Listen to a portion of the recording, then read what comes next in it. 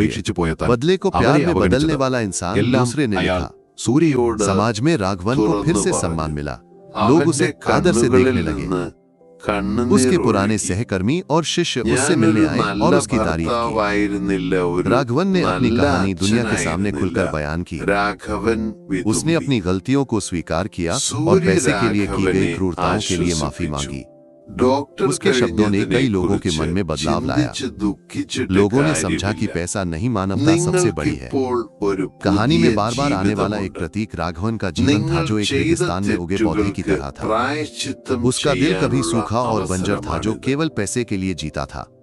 लेकिन सूर्य की दया और क्षमा ने उस रेगिस्तान में एक पौधे को जीवन दिया। वो पौधा बढ़ा और फूलों से लद गया। समय के साथ जैसे मौसम बदलते हैं वैसे ही पात्रों के जीवन में भी बदलाव आया।